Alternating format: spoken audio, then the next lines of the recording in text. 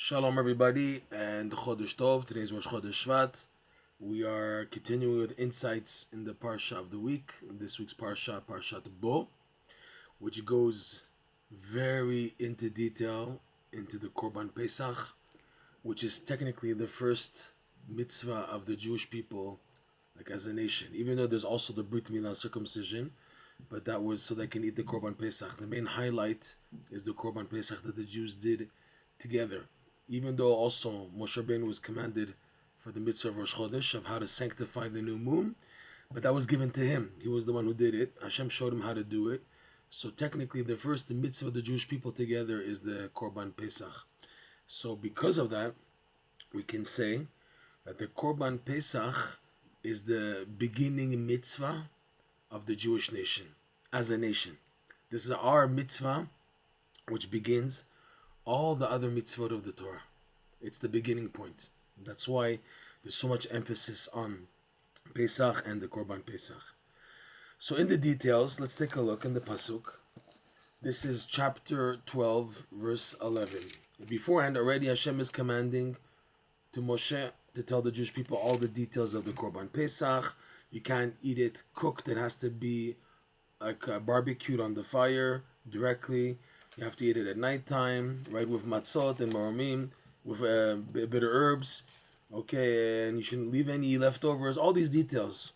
Then in verse 11, chapter 12, verse 11, it says like this, V'chacha tochlu oto, and this is the way you should eat the Korban Pesach. Motnechem chagurim, your waist should be belted with a belt as if like you're ready to travel. Na'alechem beraglechem, not with like slippers and taking off your shoes. Have your shoes ready on. Umakelchem be'etchem, and your traveling sticks in your hands as if you're about to go out. V'achaltem oto b'chipazon, and you should eat it with haste. Chipazon. Pesach hu Hashem, and like this, like the reason why should you eat it with haste. Pesach hu Hashem. This is a Pesach for God. So we need a lot of explanation on this, and Rashi helps us. Rashi explains, Motnechem chagurim, you should have your belts already tied around your waist. Rashi says, Mezumanim laderech, like you're like prepared to leave, because that's what actually happened in the morning. They left. Bechipazon, what does it mean hastily? You should eat it hastily. Lashon behala u'meherut, eat it fast and quickly, like in haste. Yeah.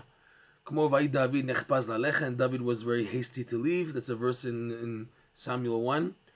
Asher shlichu Aram bechovzam, the clothing which Aram left in their haste to flee. That's two examples of chipazon. And here's where we want to get to this Rashi. Pesach hu Lashem. HaKorban hu karoi Pesach. The Korban, the sacrifice itself, is called Pesach. Why? Al shema dilug v'hapsicha. It's called Pesach, which means to skip over, because it's named after the skipping over and the jumping over. What skipping over? What jumping over? Shakadosh Baruch Hu medaleg batei Yisrael mibein batei Mitzrayim.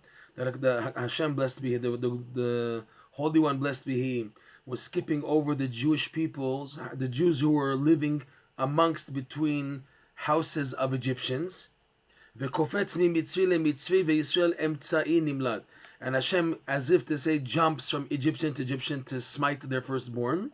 And the Israelite who's in between them, Nimlat. So Hashem had technically, Hashem who sent out the angel of death, skipped from house to house, skipping the houses, skipping the Jews, over the Jews, and jumping to the Egyptians.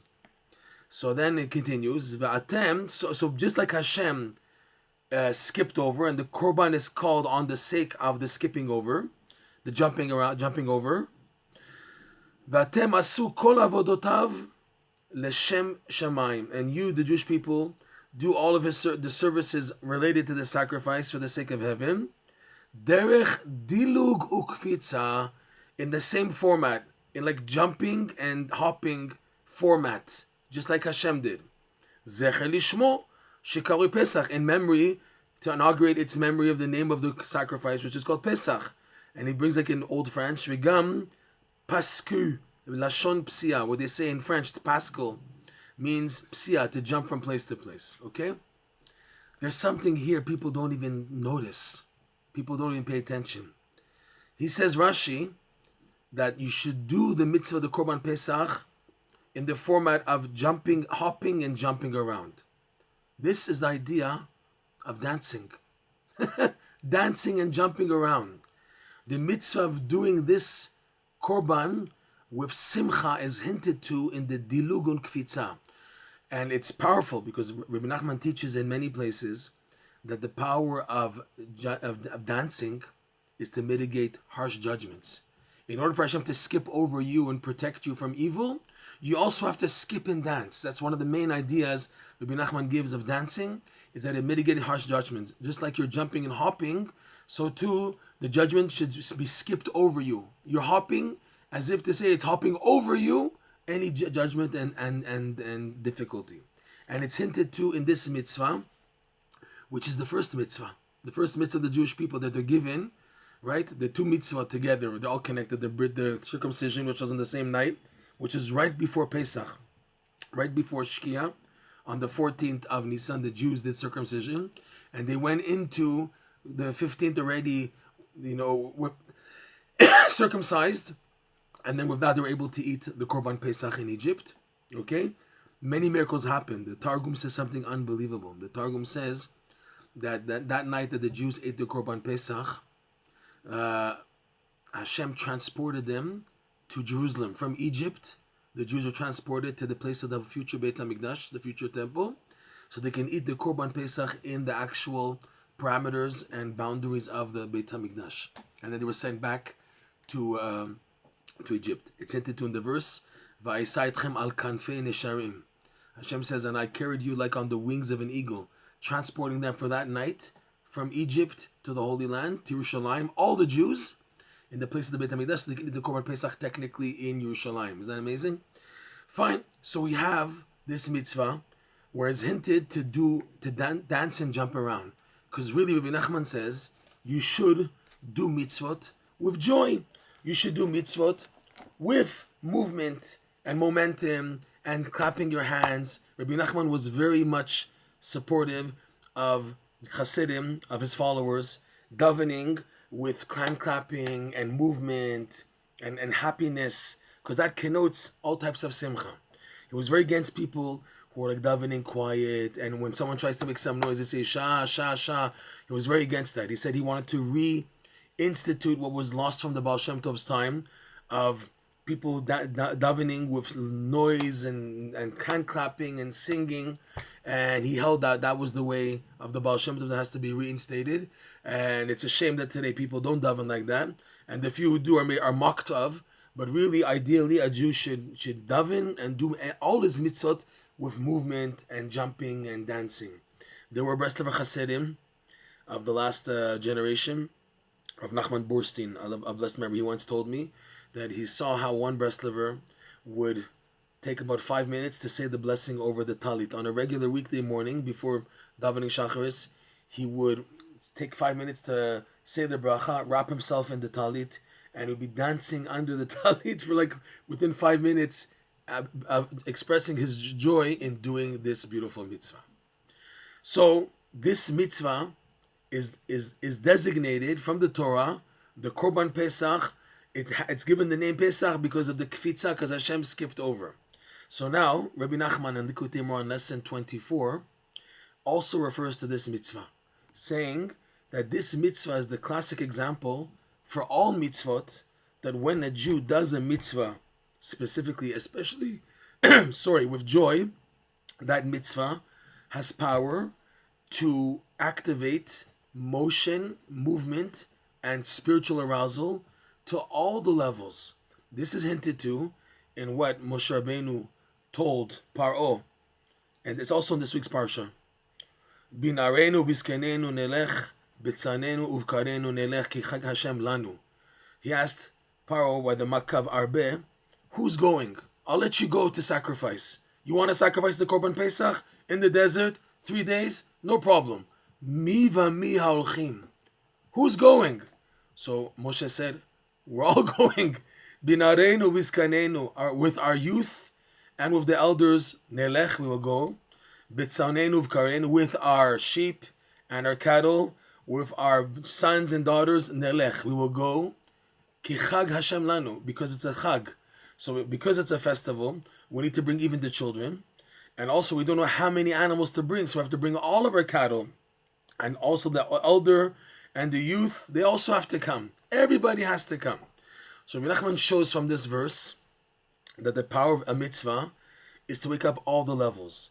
The concept of young and old, sheep and cattle, and sons and daughters, these 2, 4, 6 levels, the Arizal shows that they refer to all 10 levels of energy in the creation, all the 10 sfirot, and everything constituted to be part of the universe is hinted to in these 6 categories of young and old, cattle and sheep, and sons and daughters. They contain all levels. And Rebbe Nachman points out that the verse says, "B'nareinu v'zkenenu nelech," we will go. In other words, the mitzvah of the Pesach, done with joy, will cause momentum and movement to all these levels. So to the young and the old, they'll move. There'll be momentum to come back to Hashem, and also the cattle, the animal levels. People who've fallen into levels of animalistic desires, so they're like sheep and cows. They will also have momentum to move, and also people who are very immature and not developed, like children, sons and daughters, they're also nelech. That's why it says again the word nelech. So he shows that this applies not just to the mitzvah of the Korban Pesach, but to all the mitzvah of the Torah. And why is it designated by this mitzvah? Because, like we said in the beginning, this is the opening mitzvah for all the mitzvot of the Torah, is the Korban Pesach. Okay? It's associated with the month of Nisan, Chodesh Hazeh Lachem. Like Rashi says, the Torah should have began with the first mitzvah of the Torah, which is Rosh Chodesh. Again, the mitzvah of Rosh Chodesh was taught directly to Moshe Rabbeinu, and that's it. Afterwards, he taught it to the sages, etc. But the first mitzvah that the Jewish people did as a whole is the Korban Pesach, along with the circumcision that they did right before him. And this shows for all the other mitzvot that by doing them, besimcha, with joy, which the idea represented in the kvitzah, the jumping that Rashi points out, that's how you do the mitzvah. This applies with all the mitzvot. All mitzvot ideally should be done with joy and happiness. There was a story with Rav Levi Yitzchak of Berditchev that in the time of Rav Levi Yitzchak of Berditchev, there was a shamash, there was a gabbai, someone who took care of the shul. He would prepare before Shabbos the candles and everything, and the tablecloths, and clean the shul and get it ready for Shabbat. And this shamash was so excited in preparing the candles in the shul, which are technically candles of a mitzvah because it's in order to daven, and it's all types of candles that they light in the shul. And once, while lighting the candles, he got so carried away in his excitement, he was dancing with his eyes closed, and without paying attention, the fire from the candles got a hold of his jacket. His jacket set on fire, and it burnt him totally, and he died. So in heaven, there was a dispute. Is he considered to be punished as someone who committed suicide? Or no, he's considered someone who was doing for the sake of heaven the mitzvah, just that he didn't pay attention. He was over happy in order to do this mitzvah, and got carried away, and he got burnt. So there was a big diyun in heaven, and there was a tzaddik who passed on already. His name was Rebbe Lieber of Berditchev. He was the first official rabbi of the city of Berditchev when it opened up. There's many stories told about this Rebbe Lieber. He came to Rebbe Yitzchak Berditchev in his dream, and he said, "Listen, I'm telling you what's happening in heaven now with this poor shamus who was burnt alive. And in heaven, there's now a debate how to judge him. Is he judged favorably or unfavorably? I can help tip the scale for the favor, but I need your help, you, Rav Levi Yitzchak of Berditchev. What I need your help, I need you to go next to my grave, and your students should dig a ditch next to my kever, fill it with water, and you should immerse in it.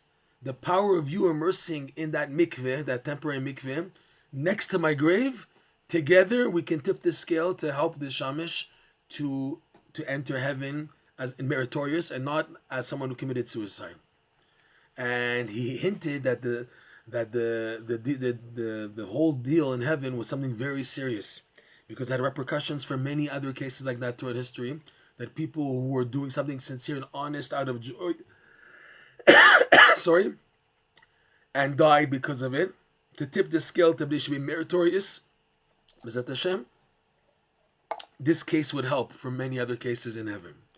So Rav Levi Yitzchak with his students set out. They dug a ditch next to the kever of Reb Lieber. This Reb Lieber, by the way, if you have a chance ever to go to Berditchev, his grave, unfortunately, is in the middle of a local park. There's a local park in Berditchev, and in the middle, caged around, is his grave.